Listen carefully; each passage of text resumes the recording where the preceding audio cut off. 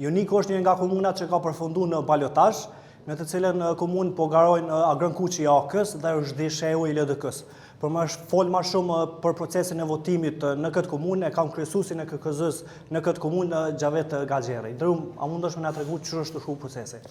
Komisioni Komunal i Zgjedhjeve ka bërë gjitha përgatitjet e mundshme në mënyrë adekuate, ashtu siç jemi të udhëzuar me procedurat dhe rregullat zgjedhore. Në orën 7 në gjitha votimet, që saktësisht kemi 7, megjithëse rreth 4850 votues me drejt vote në komunën e Jonikut. Deri në këto momente, kur po flasim, interesimi qytetarëve është i dukshëm i mirë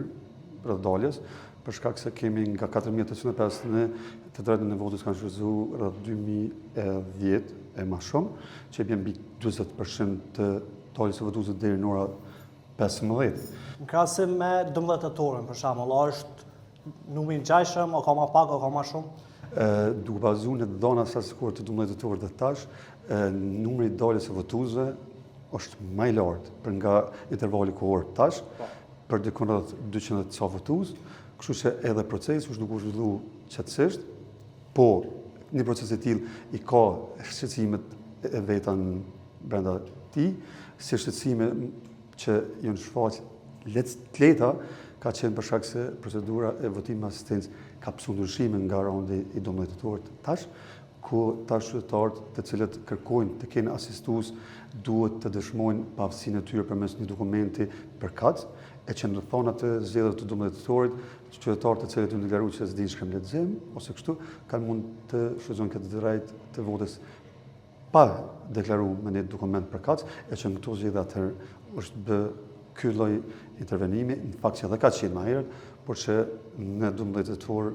KQZ u kon pak më butë këtë aspekt, për dallim që ka pasë ajo botësi nuk i shërben procesit dhe tash jemi duke zbatuar 100% rregulloren dhe procedurën për votim me asistencë ku duhet të dëshmohet përmes dokumentit lloji pavësisë së tij që votuesi. Për shkak të kësaj, sot a ka pas ndonjë votues që është kthyer prapa që nuk është lejuar me votu për shkak se nuk e ka pas ndonjë dokument mjekësor? Po, si mas informatave që kemi marrë nga këshillat e votimeve përkatëse, ka pas 2-3 raste kur qytetarët kanë ardhur me